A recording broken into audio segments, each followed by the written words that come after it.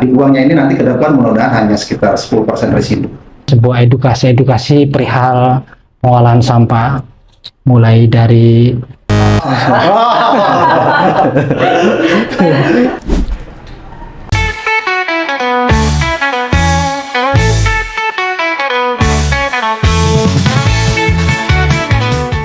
Halo, Assalamualaikum Dulur Cilegon KBH dan pemirsa Ari Channel. Jumpa lagi dengan saya Jamhari Ari selaku host podcast Chill Talks Cilegon, Cilegon Talks seputar sampah dengan tema paradigma baru dalam pengelolaan sampah dan pentingnya pengelolaan sampah. Jadi, Dulur Cilegon, kelola sampah klemen orang. Oke, podcast ini merupakan salah satu kegiatan PPAM penguatan peran aktif masyarakat Kota Cilegon yang merupakan bagian dari Improvement of Solid Waste Management to Support Regional and Metropolitan Cities Program atau ISWMP yang merupakan program dari Kementerian Pekerjaan Umum dan Perumahan Rakyat atau PUPR bekerja sama dengan stakeholder terkait untuk mensosialisasikan atau mengkampanyekan sistem atau paradigma baru terkait pengelolaan sampah. Nah, di podcast ini luar biasanya kita kedatangan tamu spesial nih dari narasumber Kabid Pengelolaan dan Pengawasan Sampah DLH Cilegon dan Ketua Bank Sampah Albustania Bagendung Cilegon. Sangat senang dan luar biasa nih Pak. Tepuk tangan untuk Pak Muhriji dan Pak Ade Fakhrudin. Sudah berkenan hadir di podcast kami. Nah, pengelolaan sampah saat ini sebagian besar masih menggunakan paradigma lama, yaitu dengan cara mengumpulkan dan membuang. Cara ini hanya memindahkan sampah dari kotak ke lokasi tertentu atau TPA. Pemindahan sampah yang dilakukan seperti ini sama dengan pemindahan masalah. Kita merasa semangat dan termotivasi nih Pak oleh kehadiran dari Bapak Kabid Pengelolaan dan Pengawasan Sampah DLH Cilegon dan Bank Sampah Albustania Bagendung Cilegon. Kita mau kenalan dulu ya Pak. Silakan Bapak-bapak, kita kasih waktu izin memperkenalkan diri dari Pak Muhriji Pak. Silakan Pak. Ya.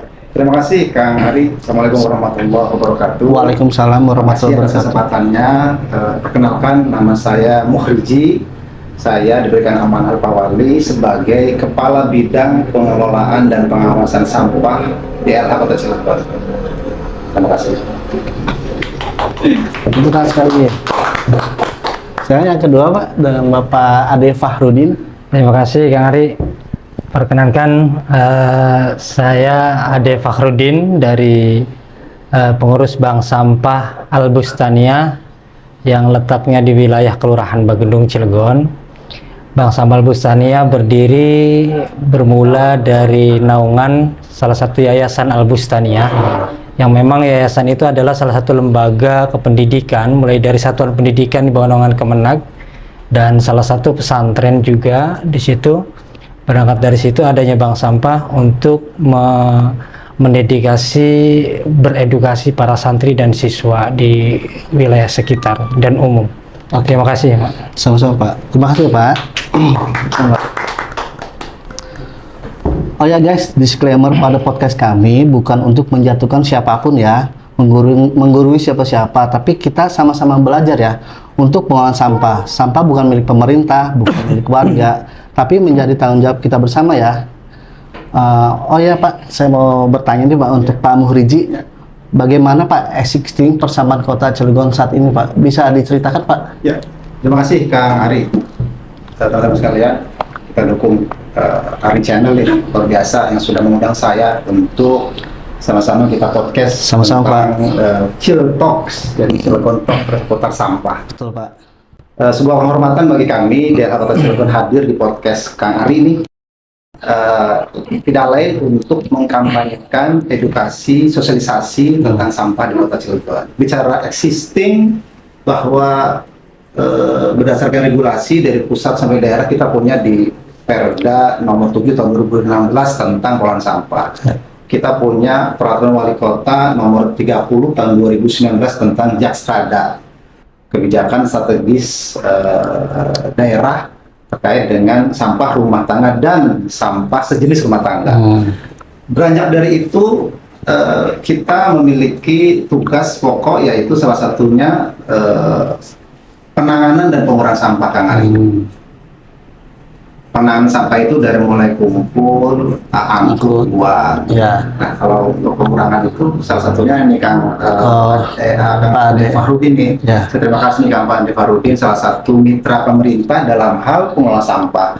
Beliau di Bank Sampah. Nah, Bank Sampah ini bagian dari pengurangan sampah. Oh, ya. Jadi saya kira kami di daerah Cilegon tadi bicara paradigma, kita sudah merubah paradigma dari mindset kumpul angkut buang. Sekarang kita merubah secara maju, secara menyeluruh dari mulai kumpul, olah, kemudian pilah, kemudian angkut dan buang.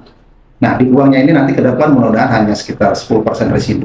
Ini harapan kita. Jadi existing Cilegon bahwa kita memiliki 4 UPTD untuk penanganan sampah. Unit di daerah yang bagian dari dinas kami, yaitu di UPT 1 meliputi penanganan sampah Cilegon Cibober. UPT 2 meliputi Citangkil Ciwandan. UPT 3 meliputi Kecamatan Pulau Merak dan Grogol. Dan UPT 4 itu menangani Kecamatan Purwakarta dan Jombang. Plus UPT 5 itu di UPT TPSA di Bandung. Yang nanti insya Allah tahun ini akan ditingkatkan menjadi Badan Layanan Umum Daerah. Luar biasa, Pak. Jadi ya doakan saja. Oke Pak, untuk Pak Ade Fahrudin nih, Siap. bisa ceritain Pak aktivitas di Bank Sampah Albustania itu? Ya, terima kasih. Untuk mengawali penyampaian saya, Kang Arya, karena Bank Sampah Albustania ini berangkat dari berdirinya Bank Sampah Albustania ini sejak 13 Januari 2023. Sebetulnya kita masih muda, Masih baru ya Pak ya? Berbicara aktivitas dan kegiatan, memang kita masih banyak hal-hal yang memang harus ada bimbingan dan arahan dari terkait. Alhamdulillah, mungkin atas izin Allah saat ini kita bersilaturahim, bersinergi dengan Bapak Kabid Pengolahan Sampah dan Pengawalan Sampah. Jadi berkolaborasi. Berkolaborasi dan bersinergitas bersama untuk ke depan. Jadi Bank Sampah Albustania ini memang bermula didirikan, yang melatar belakang itu adalah wilayah. Karena wilayah Pagendung itu kan tempat pembuangan sampah akhir sejak berpuluh-puluh tahun gitu kan. Yang kemudian kedua, adanya Bank Sampah Albustania itu kita melihat dari sisi sosial. Karena kita tinggal di ruang lingkup pendidikan dan pesantren. Karena yayasan itu kan di bawahnya Satuan Pendidikan di bawah naungan Kemenak dan pondok pesantren. Jadi kita menggunakan media itu sehingga kami masukkan sebuah edukasi perihal pengolahan sampah, mulai dari pemilahan, terus pengurangan. Ada edukasinya Pak ya? Ada edukasi, dan alhamdulillah dalam data terakhir juga sekalipun memang masih minim, saya yakin untuk bisa berpotensi ke depannya. Itu yang pertama. Dan yang kedua, memang Bank Sampah ini kita ada 2 program Kang Ari. Karena memang ruangnya ruang kependidikan. Jadi program Bank Sampah di tempat kami itu ada menabung dan sedekah sampah. Pertama menabung, yang memang bermula saya sosialisasikan, dan bersedekah. Dan sedekah itu pun kami catat. Gitu. Artinya ini untuk nilai-nilai edukasi dengan beberapa jenis sampah yang baik dari organik ataupun non organik. Dan alhamdulillah pada beberapa bulan kemarin kita ada satu produk Pak Kabid, yaitu Kasgot, pupuk organik yang BSF gitu kan, dari Magot.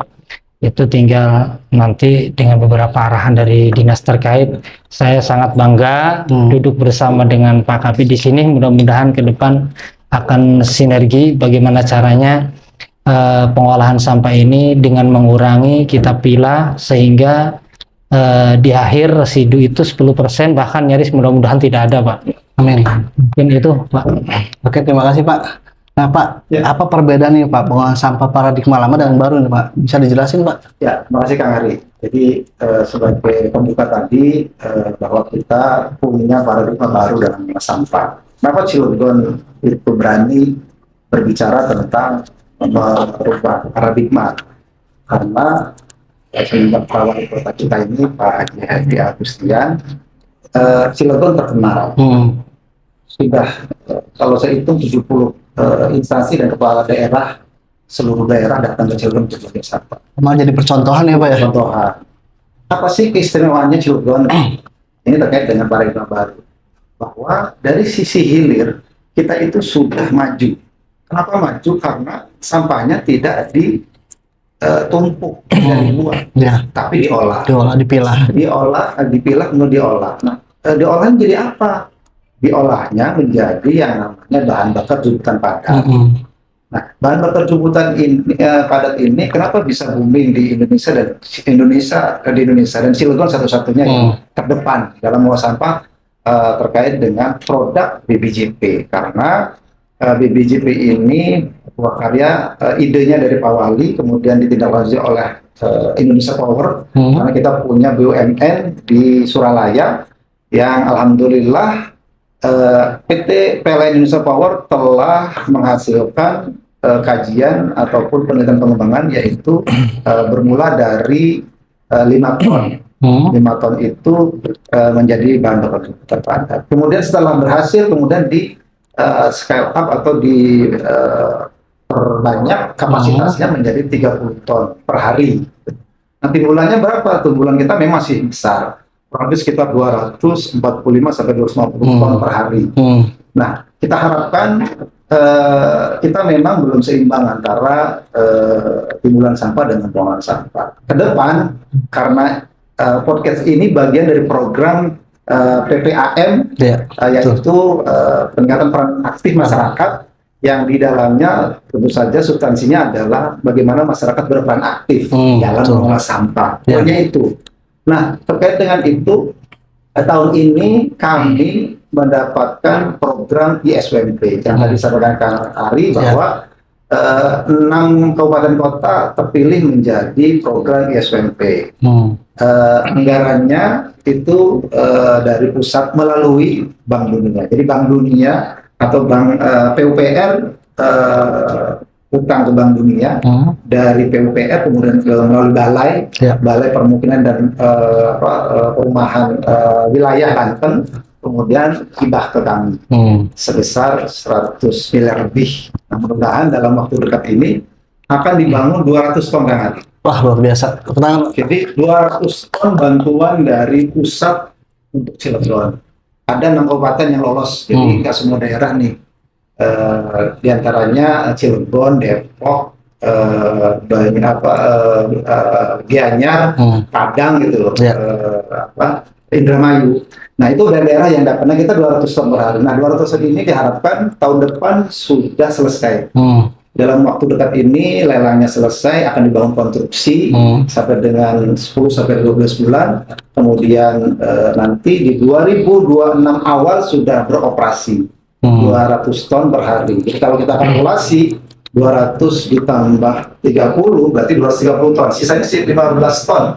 Yang mungkin saja 16 ton ini akan kita alihkan untuk teknologi, contohnya misalkan kemarin membangun jalan bagian itu dengan salah satunya melalui aspal plastik. Plastiknya dari mana? Kemarin kita peringatan Hari Peduli Sampah di bulan Februari kalau saya, itu Agusannya juga salah satu juaranya, hebat nih, tangan luar biasa.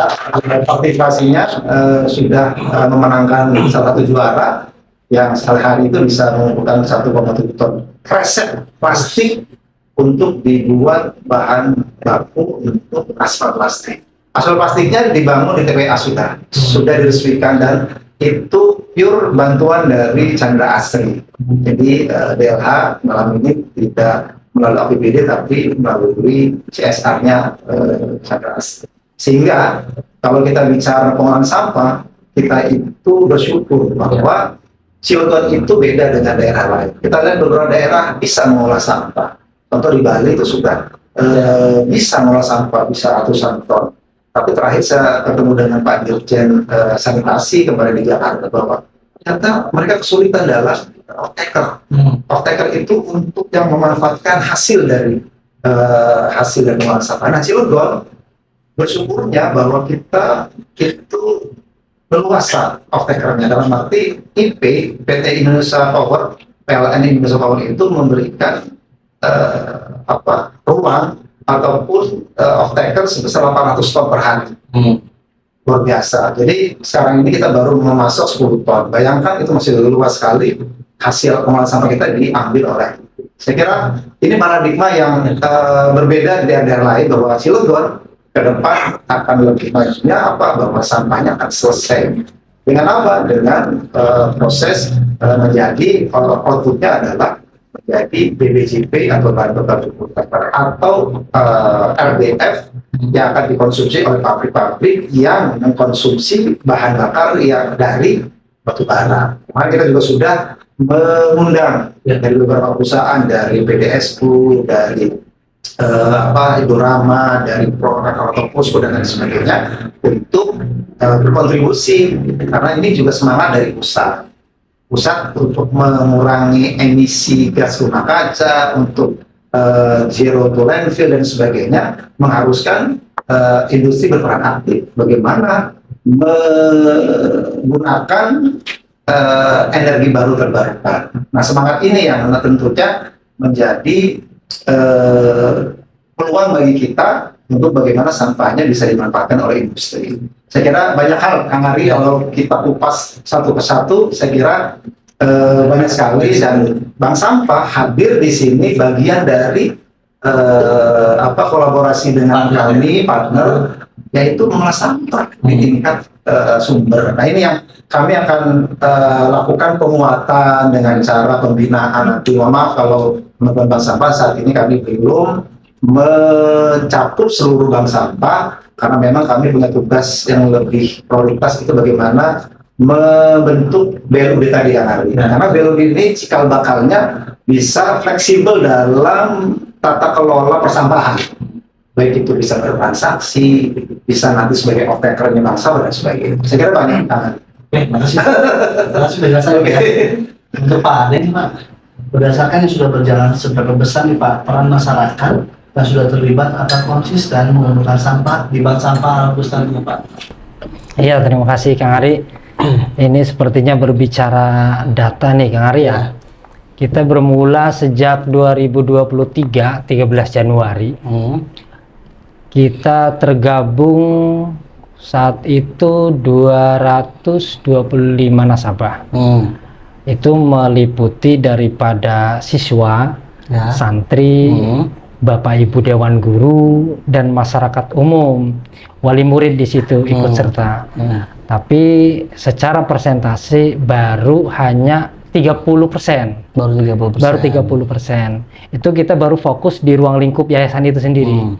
Nah, 6 bulan terakhir, karena 1 semester, ketika kita ada pembagian tabungan sampah, karena di situ aturannya setahun 2 kali Pak Kabid, untuk bisa mengkonversikan biaya sekolah yang memang masih ada tunggakan, kira-kira seperti itu. Jadi dari tabungan sampah itu alhamdulillah sudah bisa dikonversikan saat beradministrasi di lembaga pendidikan di situ. Itu yang 6 bulan pertama. Terhitung dari 6 bulan terakhir semester 2 itu alhamdulillah. Jadi menambah saat itu 300 nasabah. Karena dari beberapa masyarakat luar yang memang tidak merasa putra-putrinya belajar di situ, mungkin dia ingin ikut program, tapi disitulah kami buka secara umum. Alhamdulillah mendapatkan 300 nasabah, itu secara data ya, Kang Arya. Tapi yang aktif hanya 70% saat itu. Pembagian yang kedua itu Pak Kabid, alhamdulillah itu ada peningkatan, ada salah satu nasabah yang memang mencapainya kurang lebih 900.000 dalam 6 bulan terakhir, sehingga itu bisa mengkonversikan biaya pendidikannya itu hampir 60% saat itu. Keren Pak. Itu yang kedua, dan beberapa bulan kemarin kita sudah berjalan setahun setengah. Kemarin kita memang ada penurunan, Pak Ari. Penurunan dari jumlah nasabah yang aktif, tapi kapasitasnya menambah. Oh ya. Tonasenya. Jadi setahun terakhir kemarin kita terkumpul dari 38 jenis sampah anorganik. Itu hampir 25, berapa gitu ton. 25 ton dalam 1 tahun. Memang masih sangat minim, Pak Kabid. Masih sangat minim. Karena memang kita masih berupaya, apalagi kita baru berjalan 1 tahun. Dan 3 bulan terakhir kemarin, kita data terakhir itu baru 2 ton. Itu sudah campur dengan yang organik. Jadi yang organik kebanyakan ada yang ditabungkan, ada yang disedekahkan gitu.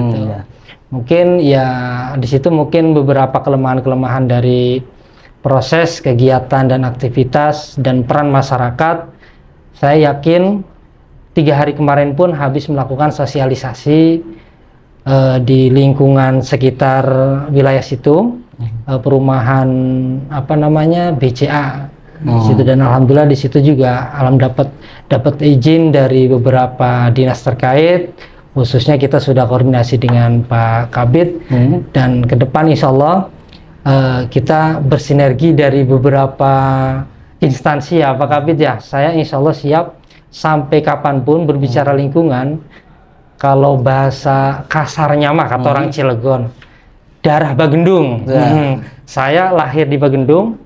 Sampai saat ini Bagendung berpuluh-puluh tahun tempat pembuangan sampah di wilayah Kelurahan Bagendung. Mungkin di situ peran yayasan atau Bank Sampah Al-Bustania mau tidak mau kita sisipkan dari sisi edukasi. Dan alhamdulillah sebelumnya juga kita bergabung dengan beberapa komunitas, baik ruang industri seperti KCE atau yang dulu KDL, sekarang KCE, itu kita juga ada binaan dari mereka. Terus juga dari Pondok Pesantren Darul Falah, pimpinan daripada Kiai Haji Husyuri, Pendera Petir Serang, juga dengan beberapa instansi yang memang alhamdulillah sudah memberikan arahan bimbingan. Juga mudah-mudahan kita semakin kuat adanya bank sampah ini. Dan kami mengharapkan bank sampah yang lain kita bersama-sama untuk beraksi, biar jangan lagi banyak diskusi. Memang sampah harus beraksi, Pak. Bergotong royong. Betul. Terima kasih, itu aja Kang Ari. Terima kasih Pak Muhrizi, kira-kira upaya apa nih yang bisa kita lakukan untuk menerapkan paradigma baru itu? Seperti apa, programnya apa, atau ada aktivitas yang sudah berjalan dari DLH yang bisa dilakukan di masyarakat, Pak? Ya, terima kasih Kang Ari. Saya tambahkan tadi salah satu keberhasilan Bank Sampah Kang Ade Farudin mengelola sampah di tingkat hulu, di tingkat sumber. Jadi tadi saya luar biasa, tadi baru mendengar kalau 25 ton per tahun kalau kita konversi dibagi ini berarti sebulan bisa 1,5 rata-rata. Iya, 1,5. Itu sebuah prestasi. Sebuah prestasi. Ya, kita ke depan Kang Ari,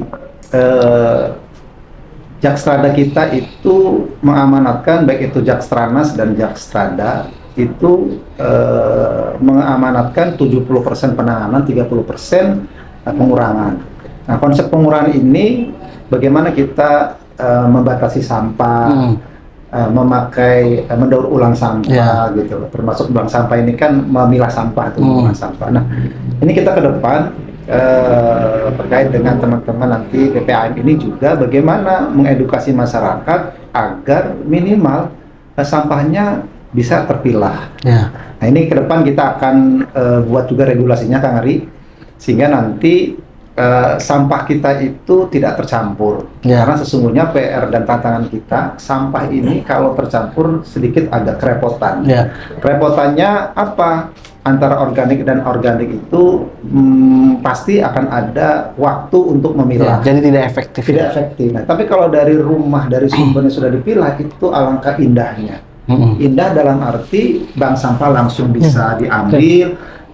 Organiknya bank sampah yang memang punya orientasi untuk mengolah sampah organik menjadi BSM atau maggot dan lain sebagainya, apakah komposter dan sebagainya, itu bisa dimanfaatkan. Ke depan pengurangan sampah kita akan ditingkatkan. Saat ini masih sekitar 19%, hampir 20%. Jadi masih ada PR beberapa persen yang akan kita kejar, bagaimana nanti tahun ini kita akan tularkan Albustania kepada lingkungan-lingkungan yang belum memiliki bank sampah.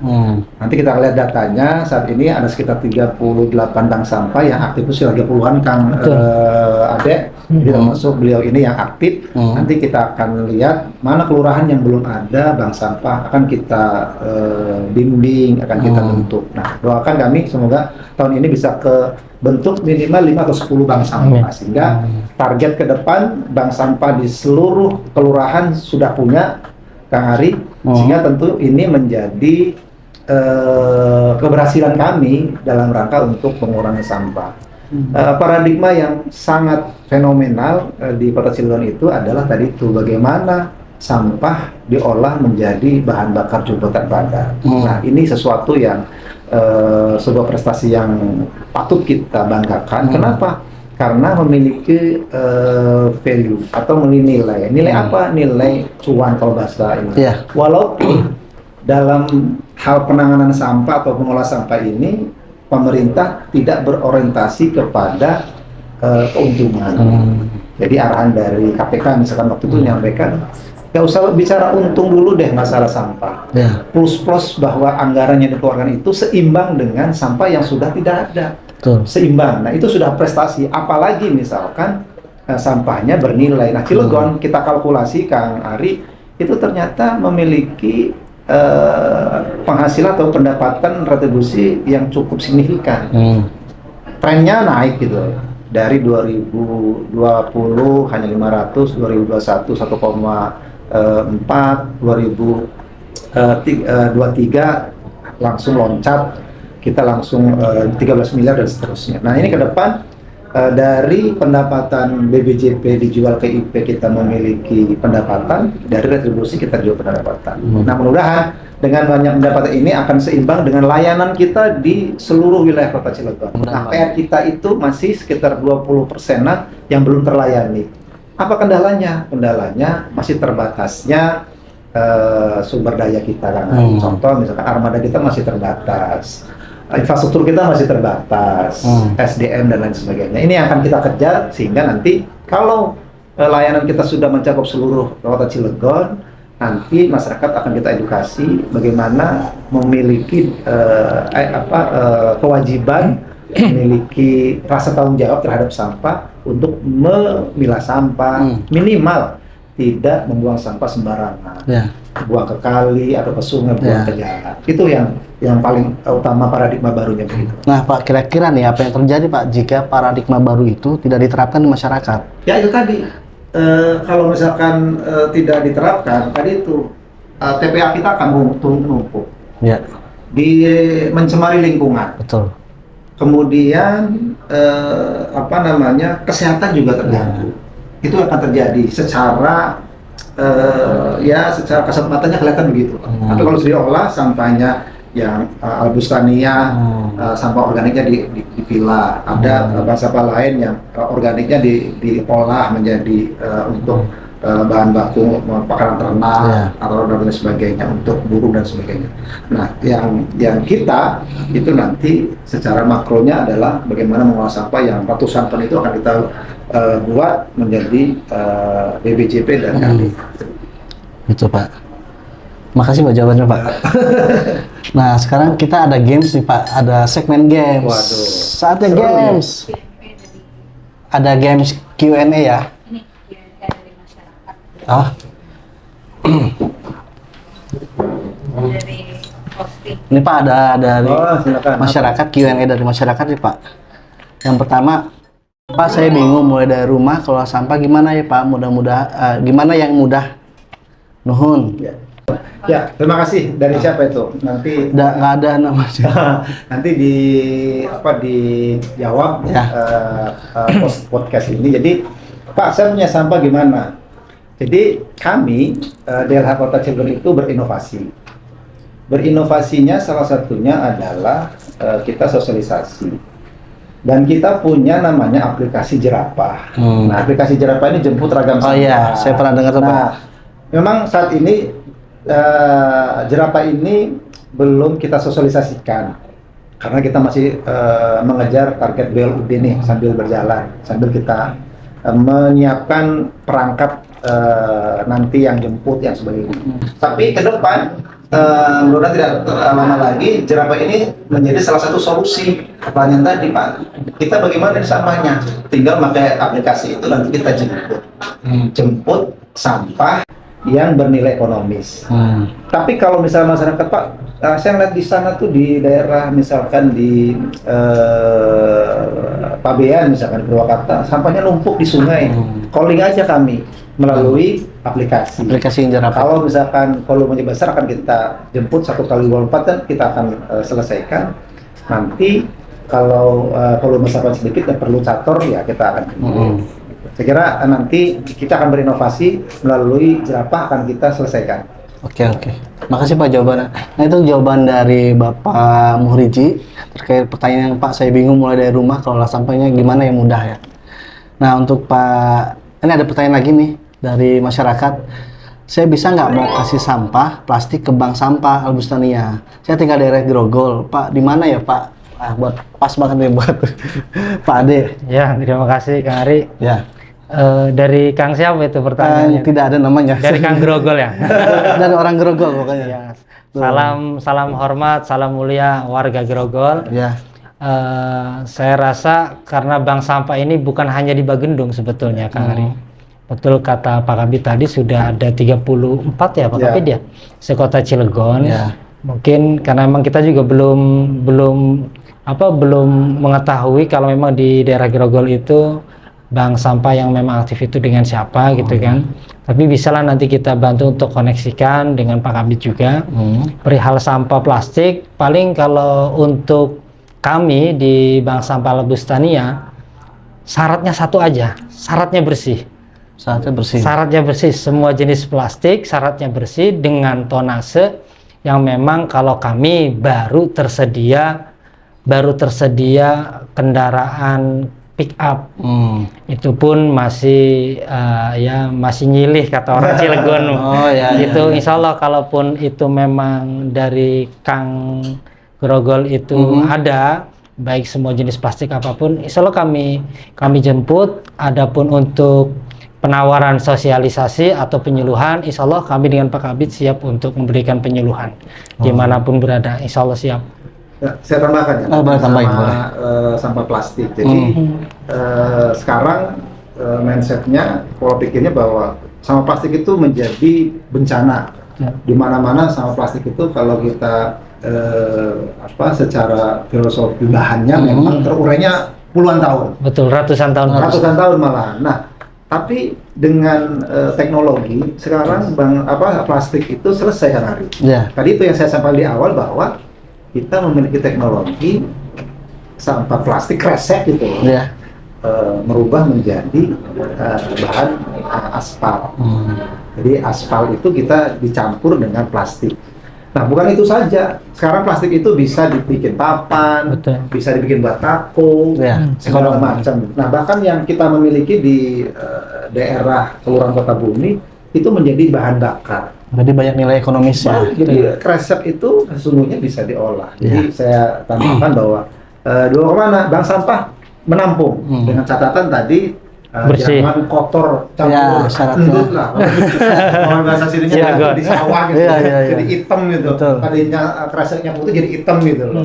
Ya harus bersih. Jadi syaratnya harus bersih ya. Bawa ke bank sampah. Ada triknya kalau Kang. Sama tonasenya. Pasti dibayar. Oh ya, sama tonasinya ada batas tertentu ya. Ada triknya kok. Oke, untuk Kang Grogol yang tadi nanya sudah dijawab ya. Nah, kita ada segmen games nih Pak. Kita masuk segmen games.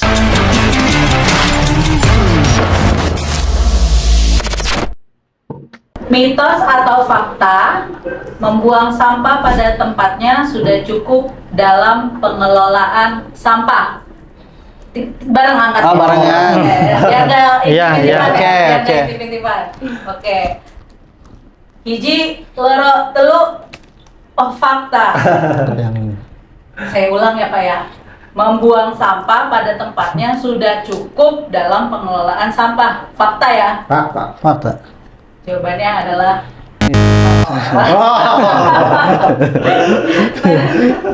Oke. Karena teman-teman membuang sampah itu tidak hanya tempatnya tapi juga pilah, Oh olah, ya. Ya, angkut. pernah ininya jawabannya kurang lengkap. Karena Jadi mitos ya teman-teman. Mitos atau fakta, membakar sampah adalah cara efektif untuk mengurangi jumlah sampah di lingkungan sekitar. Oh, cepet ya. Jawabannya mitos. Oke, karena membakar sampah itu menimbulkan banyak dampak buruk bagi kesehatan dan juga lingkungan. Ada asap yang dihasilkan saat membakar sampah dan mengandung zat yang berbahaya. Oke, pertanyaan ketiga. Sampah plastik bisa terurai sepenuhnya dalam waktu singkat, mitos atau fakta? mitos. Jawabannya adalah mitos. Karena sampah plastik memerlukan waktu sangat lama untuk terurai. Beberapa jenis bahkan bisa memakan waktu ratusan tahun. Oke, pertanyaan keempat. Terakhir nggak? Bukan belum. Nanti ada bonus. Tadi siapa nih yang salah, Mas? Saya. Ari Saya. ya. Oke. Yang keempat, sampah organik tidak berbahaya dan dapat membusuk dengan sendirinya. Mitos atau fakta? Jawabannya adalah mitos. Mitos bahwa benar sampah organik dapat membusuk sendirinya tapi berbahaya. Jadi itu mitos kalau tidak berbahaya. Oke. Gitu. Sampah organik dapat digunakan sebagai bahan bakar alternatif untuk menghasilkan energi. Belum. Mitos atau fakta? Woi, jawabannya adalah fakta. Mungkin Pak Muriji bisa menjelaskan dengan sampah organik. Sama organik tadi. Ya, tadi beberapa game tadi sebagai ilustrasi yang positif bahwa sampah itu sekarang sudah tidak lagi menjadi sesuatu yang menakutkan. Jadi sekarang itu sampah nanti goalnya adalah menjadi berkah. Kenapa? Karena semua sampah ternyata bisa diolah. Ini perlu dicatat. Semua sampah bisa diolah. Apa yang tidak bisa diolah? Hanya kita targetkan 10% residu. Residu itu apa ya? Semacam kayak hasil bongkahan bangunan. Oh, ya. Yang sudah tidak diolah. Misalkan kayak yang pohon besar yang tidak bisa dihancurkan. Padahal pohon itu salah satu juga bahan dasar untuk bahan bakar di hutan padat. Kalau itu sudah menjadi biomasa seperti gergaji, cangkang tebu dan sebagainya, cangkang tumbuh-tumbuhan, pokoknya ranting-ranting itu bisa. Jadi saat ini kita rubah paradigmanya bahwa mari kita kelola sampah. Jadi tadi yang disampaikan di awal bahwa tidak ada lagi paradigma kumpul angkut buang. Jadi tambahannya nanti olah. Kemudian dipilah, olah, baru diambil buang. Nah, di angkutnya ini hanya 10%, sedikit lah. Jadi TPA itu hanya membuang residu yang tidak bisa diolah. Yang 90%-an itu bisa diolah semuanya. Tadi itu dari mulai sampah apa yang tidak bisa diolah. Plastik sudah, tadi yang saya sampaikan, dari mulai bisa jadi bahan aspal plastik, bisa BBM, bisa batako, bisa bahan dasar untuk benja dan sebagainya. Termasuk ini kalau nggak salah dari plastik ya? Iya, plastik. Ada ya? Ya. Ini dari dari plastik. Dari plastik ini. Collab itu. Nah, nanti Kang Farudin kalau punya modal atau nanti kita bisa dengan industri minta bantuan mesin cetak gitu loh. Sambil kita bisa. Saya kira itu Kang Ari beberapa tanggapan dari game tadi bahwa sesungguhnya kami Cilegon itu saat ini memiliki anugerah yang luar biasa bagaimana sampahnya bisa diolah. dan menghasilkan uang sebagai pendapatan asli daerah. Bernilai ekonomis. Oke Pak, terima kasih Pak atas jawabannya Pak. Oke Pak Muhyiddin dan Pak Ade, kayaknya ada kesibukan lain nih. Siap. Nah sebelum podcast ini berakhir, apa yang ingin Bapak sampaikan nih pada dulu Cilegon tentang pembuangan sampah? Boleh dari Pak Muhyiddin dulu.